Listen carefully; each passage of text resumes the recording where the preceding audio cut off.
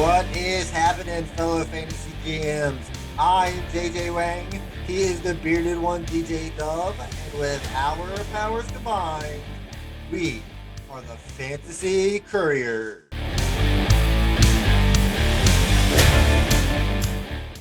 What is up, JJ Wang? This is episode 3. We've done quarterbacks, we've done running backs. Hopefully, everyone is having a wonderful day. Today, we are hitting the wide receivers. This is one of my favorites. Yeah, I Thank like these. I like these guys. There's just so many of them, and you can wait late to take them, and you're still going to get a bunch of good ones. it is exciting.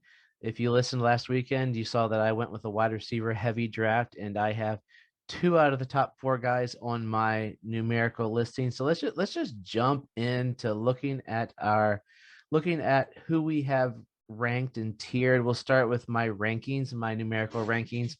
So we're gonna do the first 16, and I'll give a little highlights here in my top 16. Then I'll let you jump in, tell me what looks good and what you're like, are you kidding me, man? And there's a couple that I'm hit or miss with. I know 2 that probably you'll be like, dude, that's too close. But my number 1, this is my hot take. I'm throwing it everywhere. And someone said, put your money where your mouth is. I have Calvin Ridley at number 1. I've posted it all over the gram. Like that. The old guy said the gram. Graham, I like that. Good As job. an old guy, I should say the Instagram, but I'm throwing it out there. I'm saying Calvin Ridley will be number 1. He's having a coming out party. He had a coming out party last year. This is going to be his explosion, kind of like what happened. Think of Devontae Adams 2 years ago when he had his coming out party. He was amazing, or 3 years ago, rather. He was amazing, and then last year he just blew up. But the reason I moved Calvin Ridley up is I just see the arrow pointing so high. Devontae Adams was so based his dominance last year was on a bajillion. What do you have? 18 touchdowns. Yeah, a lot. So he had a ton of 18. touchdowns, and that was his total dominance last year. And you can't base it on touchdowns. Like, is he going to still be amazing? Are we? Am I splitting hairs with Ridley and Adams? Yes. Do I just want to have a hot take and be known as the guy that said Calvin Ridley was number 1? Most definitely. Would I take Calvin Ridley before Devontae Adams in a draft?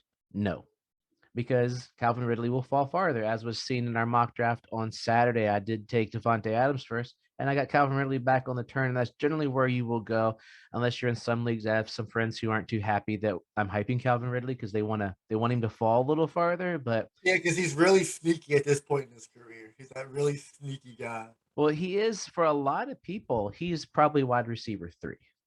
In all realism, because Tyreek's no slouch. I do have DeAndre Hopkins, 4 spots better than DK Metcalf, which is where he belongs. DeAndre is a target hog. So we are looking at half point PPR when we put, you got Diggs. AJ Brown's the one that always worries me. Oddly enough, I've never been a giant AJ Brown guy, but I've been trading my brains away for AJ Brown. I just picked him up in another league. I drafted him in one. And then once you get past there, number 8, another guy probably above the mean for me was Terry McLaurin. We are both big Scary Terry fans, and just think he's going to blow up and just have a great year. Then you got your consistent guys, Robinson, Allen, Justin Jefferson. He's either going to just continue to be dominant or totally flop, and everybody's going to be mad because they spent too much on a second-year receiver who had a great rookie year. Now is when it gets a little messy. I started pairing up some guys that I think are going to be dynamic duos. As much as I don't like him, I think Amari Cooper, and there's no rhyme or reason to why I don't like Amari Cooper, I just don't draft him. And Amari Cooper is going to, I believe, have a better year than CD Lamb. I know that's where you're going to hit in a moment, but it's 12 and 13. So I'm talking those 2 guys are going to be 1A, 1B. Gallup won't be too far behind, probably, in the grand scheme of things. And then your boy Bobby Woods, and then I have the other dynamic duo. Probably could throw a trio in there down in Tampa. I think they're going to score a ton of points this year. So I put Godwin before Evans because I think receptions are more predictable than touchdowns. Evans could very well end up higher, but depends upon how many touchdowns Gronk snatches, how AB sneaks in there. But Evans is generally dependent upon more of the touchdowns. So what do you think of my top 16 here, JJ Wang? Yeah, so I mean, I got a few issues. Calvin Ridley number 1, not a big issue with that. They're all going to finish within a few points of each other, most likely. So my first issue that I have is having Hopkins over Metcalf. I think Metcalf's ceiling is a little higher than Hopkins. I think the touchdowns are going to be there for Metcalf. I think Hopkins only had 6 touchdowns last year. And I think it's pretty much going to remain in that area. I'm not a huge fan of that offense. I have been worried about Diggs lately. I'm just not sure if he's going to continue to be that top five guy. It does scare me a little bit, but then if that's going to be scaring you with Diggs, it also affects the Josh Allen aspect of it because he was so great last year with them. Yeah. Love Scary Terry. He's at about the right place. But after that, my biggest issue is CeeDee Lamb. I think CeeDee Lamb is probably going to be a top 10 receiver.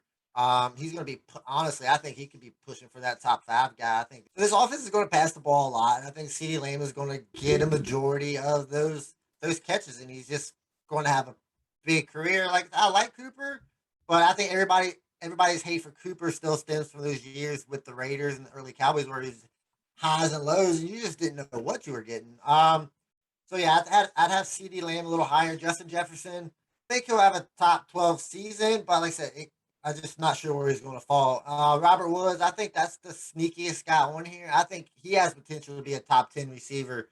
That offense, like just like the Cowboys, is going to throw a lot. They got a few. Cooper Cup is their only other wide receiver option. So they have to go to those two guys a lot. As far as Evans and Godwin go, that's when it starts getting tough because you just don't know which one is going to be the guy. Chris Godwin to get all the catches, and Evans is going to get all the touchdowns.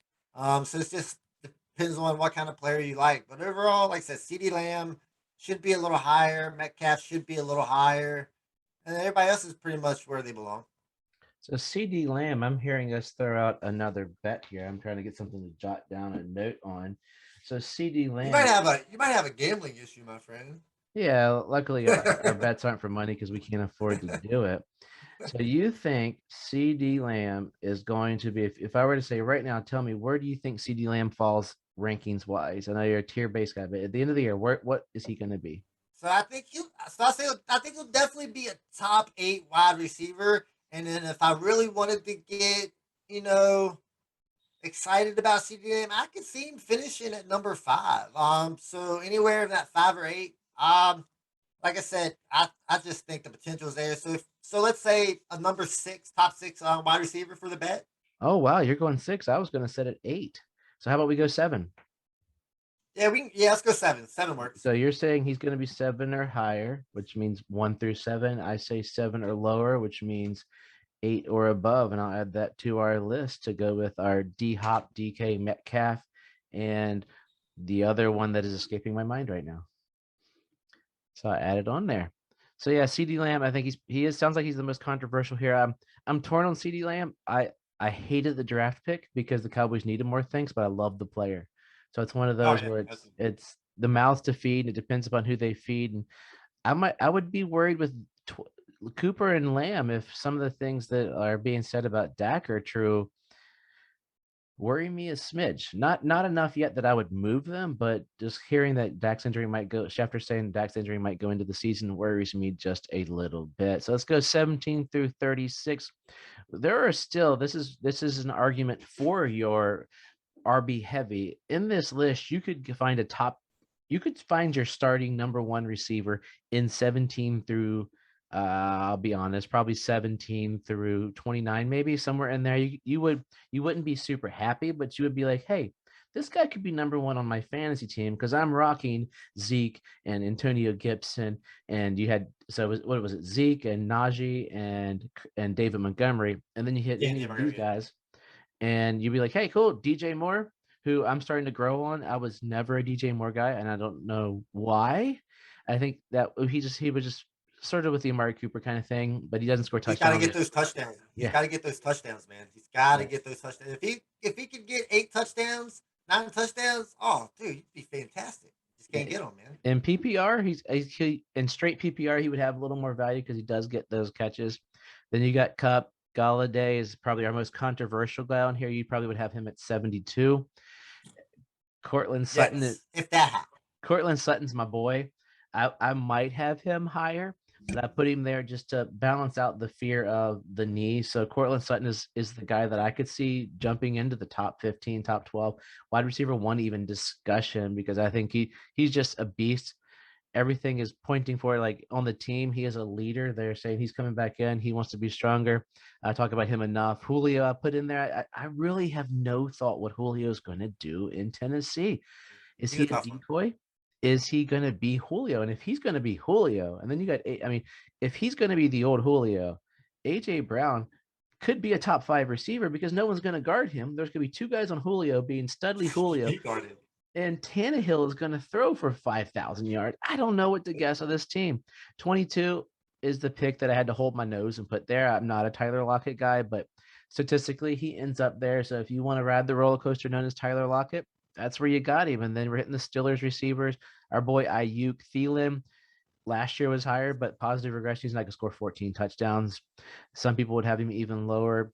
AB at 29 could be higher. I had a buddy the other week tell me he thinks AB is going to be the best receiver on the team, which is very possible because Brady loves AB.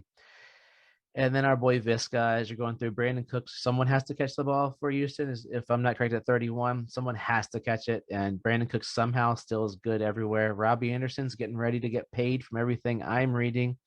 Corey Davis, this is like the list of guys that I am saying, and they could be so much better. Corey Davis could be a top 15. If Zach Wilson apparently is peppering Corey Davis. We're Oh, all that's snake what I bitten. hear. We are snake bitten, right? So he's the new Amari Cooper because he's Devontae Parker. Devontae Parker. Sucked for so long, had that really good year. Now is he going to be Devontae Parker and stink forever, or is he going to continue from there? And then you're looking at Samuels. I had to put I went to 36 because I wanted to put Michael Thomas on this list. And it was a struggle because if Michael Thomas plays October on, 35, he is so good and they have no one else to throw to. Michael Thomas missing what, a month, maybe a month and a half of the season could be a top 20 receiver. And during the time he comes back, a top 10 receiver for the last 3 months of the season without a problem. So I felt bad not having him. And then I threw in Hollywood. And if you do notice, there are 0 Dolphins on this top 36. Thank you very As much. Drop the mic. as this should be. Because we don't know who But it's going to be. yeah, you have no idea. But reviewing these, like I said, I'm a big DJ Moore guy. Calling Julio a decoy would be hard to do. I mean, he's still Julio, so you know Julio is going to demand his targets. Greatness will always be great, so you know he's going to get his. And it's going to make AJ Brown's job a little easier. He's just going to be open. AJ Brown's that big play guy. Julio is the target guy. So I mean, I think it'll work well together. They don't compete. They don't compete on the field against each other. I mean, they're going to work well together. Like I said, I'm high on Brandon Ayuk. I think he could be that guy that jumps into the top 12 and be that number one guy. Because I'm pretty sure Debo is going to get hurt because he always does. So it's going to be Ayuk and Kittle getting all the targets, and I think with those two, I think there's going to be enough passing volume that can work out. Like T Higgins, big on Jerry Judy. It would surprise me if Jerry Judy turns into that guy that number one target there in Denver. I mean, he's gonna. I think he's gonna have real good. I like Chenault. He, that's probably one of my favorite guys. So my big problem, biggest issue that I have is DJ Chark not being on here. So I think he has the potential to be a top 24 wide receiver. I think that offense is going to be definitely better than it was, but I think he has a real shot. Like I said, Michael Thomas, if he comes back, is going to be really good. Probably going to stay away from Corey Davis, just like I stay away from the Miami receiver Devontae Parker. I'm just scared of those guys. Robbie Anderson, I've never really been a big Robbie Anderson fan. I know he's been relevant, but I'll probably end up staying away from him too. But I mean, I like your list. I've never been a big Robbie Anderson, and somehow I have him on 2 teams this year, and it's just odd how things happen. Curtis Samuel would probably be someone else that people would think about. I have a feeling about him. Is more or less why he was a warm body that I put right there. So let's go on to JJ Wang. His lists are tier based. He created 8 tiers of receivers. He decided to put a bajillion guys on one list, so I'd have fun making the Instagram picture. Thanks a lot for tier 6. But as a review for those that might have missed the other show, tier-based rankings is where you don't have your your receivers or your players in a numerical order. You have them in a group, and you're willing to take anybody in that group. So as I said, tier 6 has 8 guys in it. If tier 6 is where you're waiting for a receiver and you get into that tier in the draft that's going on, you're willing to take anybody in that tier. You don't go, hey, I need the first guy on the tier. You're willing to say the first guy and the last guy are equal to me in that tier. Now, wide receiver tiers are not equal to running back tiers. Generally, if you were doing your draft boards, you'd probably have running back tier 1 as the top. Running back tier 2 might coincide with wide receiver tier 1, depending upon how you do your boards. It should, because if not, they'd be running back tier 1s almost. And then as you go down, you might add tier 1 tight ends, might fall in with right after tier 1 wide receivers. Tier 1 quarterbacks generally would fall a little later unless you're in a 2 quarterback leagues. So he's got 8 tiers here. JJ Wang's going to go over the first 4, and then I'll crush them, and then he'll go over the last 4, and I'll crush them, and then we'll talk about how my rankings are so much better. Let's hear about Yeah. your tiers here, bud. Yeah, so the tier one is Adams, Hill, Metcalf, and Ridley. I love those four guys. I think all four of those are going to be killer. Like if I wanted a number one wide receiver, that's where I'm going. Then you jump over here, tier two. This is where I got CeeDee Lamb. I think he could probably end up finishing at the top of this tier. I wouldn't have any doubts about that. Hopkins. This is where I got Hopkins. I know he's going to get his targets, but like I said, I don't think the touchdown upside is there. I'm not a huge fan of that offense. And then you got Brown, Jefferson, and McLaurin. Of course, we both love McLaurin.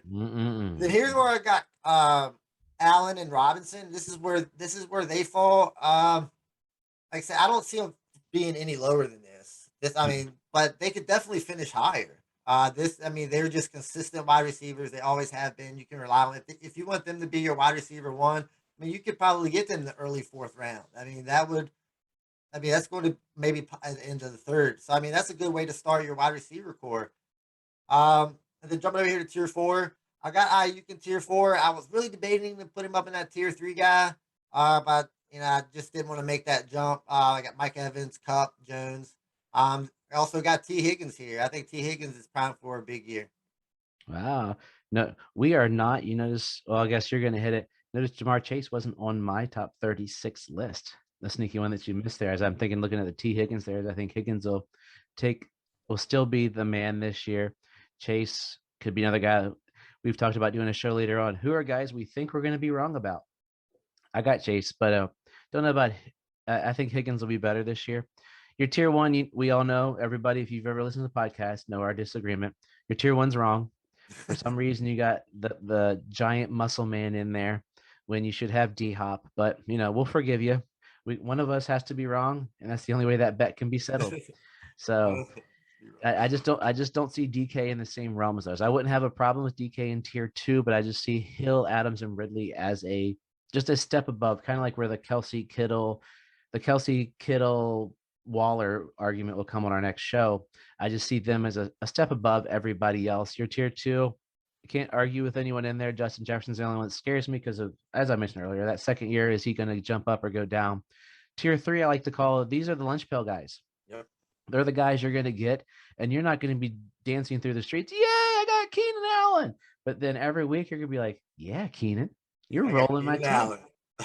Allen. I did a trade where I ended up in the long run getting Allen Robinson instead of Keenan Allen. So I bought an extra year of dynasty, but they're very similar. They're just target hog. These are consistent guys. These are our lunch pail guys. Allen Woods, Robinson, Godwin, Cooper, and more. They're the lunch pail guys. They're going to catch. They're going to go down the field. They're going to move the chains. Quarterbacks will depend on them as like their security blankets. Back to tier 2, CeeDee Lamb. Well, we already talked about that. Tier 4 is when we start to deviate back and forth. It comes down to who you like, who you think is going to make the next steps. Ayuk, you love. I have no problem with any of these guys. Julio, Cup, Evans, Higgins, Deontay Johnson. Next year could be up in that tier 3 because he is Ben's. Well, the problem is Ben might not be there, but Ben won't be there. He's Ben's lunch pail or Dwayne Haskins' lunch pail next year. That he will, if he gets targeted, peppered like he did this year, he could jump into that lunch pail group, which is tier 3. So that was tier 1 through 4. JJ Wang does have 8 tiers because wide receiver is that deep. If you check us out on YouTube, you'll see the video. You can also check out the pictures on Instagram or Twitter or Facebook to see an image of what we are talking about. And 5 through 6, there's a whole bunch of guys. This is how deep it is. So tell us about them, JJ Wang. Yeah, so this is where all the fun begins. I mean, this is where if you're going running back heavy, this is where you're going to get all your receivers from. Like I said, Lockett, the roller coaster ride. I mean, this is where I got DJ Chark. I mean, so DJ Chark is a top 24 wide receiver. Jerry Judy, Claypool. He's that big touchdown guy. Will he get all these touchdowns like he did last year and be that it's just you just never know. It can't be touchdown dependent. Then I got Jamar Chase. Evidently, from what I'm hearing, then in that game, he had quite a few drops. So I mean, his career is not starting off all that great. Hopefully, that turns around. I got a lot of leagues relying on that guy. Then tier six. This is just all just guys. Like I got Michael Pittman up there. Michael Pittman would be that number one guy. Then like you still got Devontae Smith is still the number one, going to be the number one receiver in Philly, so you got to put him in there. I think he could get a lot of targets. Galladay, I don't even know why I put Galladay on here. I guess Good. just because I guess he is a name and he has finished in the top five once, and so I threw him in there. I like Tyler Boyd. I think Tyler Boyd is that sneaky PPR guy, like that slot guy. He's going to catch a lot of passes, and I got that first Miami guy, Jalen Waddle. I mean, he's a fast guy. I mean, like, you're going to get quite a few targets. Like I said, if tier seven, tier eight, I mean, these are like wide receiver threes that bull, take that chance on. I mean, have some good games and they can have some bad games. As long as you're okay with that, I mean, that's just how the fantasy world goes. Yeah. And these tier 5 through tier 8 is where you're gonna win or lose your league. You don't win a draft by picking Zeke followed by Najee Harris. That's not going to win you the draft. That's going to get you 30, 40 points a week, depending upon your scoring. Problem is, you got to get the other 100 and some odd points to win your games. And that's where you got to go in here. Who do you think's going to have the best season? I'm betting you that Adam Thielen owner last year, who drafted him in way back there and got 14 touchdowns, is a very happy person. This year, that Adam Thielen owner is not going to be as happy. So I would almost say, I'm almost going against my rankings. Does he go? He probably would go in the same realm as Chark and Lockett, because they could be up or down. Judy, you could even put higher based upon both of our arguments. You could put him up there with Ayuk and Higgins in your tier 4. Claypool to me is the same as Jefferson. What's going to happen this year? He is touchdown dependent, so he could be as good as Thielen, or he could take that next step and pick up those extra receptions, extra yards, and continue to be tier 6. You got to have Galladay in there because you put OBJ in there. I guess somebody's got to catch it. I mean, Somebody's got to catch it. well, the Browns are going to run the ball 7,000 times and pass about 22. Baker could have some of those classic Kirk Cousin passing games this year. Somebody's got to catch it. Depends. If OBJ recently, it's really been about health. Cortland Sutton's way too low. Cortland Sutton should be on that top row. He is going to be a monster this year. You did, and the good thing about his tiers is he was able to get more players in here than I did with my top 36 receivers. So that's why you see like the likes of Juju and Debo who would have been right there. Michael Pittman. In retrospect, I probably would have put Pittman on my list instead of Samuel. If I'm going back into them, looking at it as we go forward. So we made our rankings about a week ago, before the show, as a prep so I could make the pictures for the show. So rankings and tiers are fluid too. Things could happen. If one of the guys in the top 4 goes up and he's out for half the season, boom, he's dropping down there and he's sitting right beside Michael Thomas, because he will be good, but you don't want to draft a guy who's out half the season unless you got 15 unlimited IR spots, which one of our leagues does have. Tyler Boyd, sneaky. Michael Thomas, you heard my love. Robbie Anderson, I might put higher. Juju's in tier 6. I jumped back to tier 6 from 7. Juju's that guy. You're looking at 3 receivers for Pittsburgh. One of them should be great. 2 of them should be good. Which one of those 3 is going to be the one to disappoint? A lot of people think Juju, which makes me think it's not going to be Juju. Yeah. There's just that, there's that feeling. Someone offered me Juju recently, and I walked on it, but I was wondering if I should walk on it or not. And then you got AB. AB probably could be a ton higher. And then the last list is just guys you hold your nose and pick. Hollywood, Landry, Fuller, and Samuel. The Fuller is a beast. If Fuller's that health thing again, if Fuller is healthy, Miami's going to pay him next year. Could you imagine a healthy, non-suspended Will Fuller on the other side of Jalen Waddle? I mean, you have 2 Dolphins in your list. I congratulate you. Hey, I mean, I gotta put put these guys somewhere. I really want to put Preston Williams on here, but I just couldn't fit him in there yet. Give it Oh, time. Preston Williams. I love that guy. But I, so those were our wide receiver rankings. Tight end rankings are coming out on Thursday. If you missed our previous rankings, check them out on the Fantasy Couriers on your favorite podcast. Check us out on YouTube if you want to see our handsome faces. JJ Wang, take us out of here. yeah, great show. Really enjoyed it. Trust yourself and trust the process.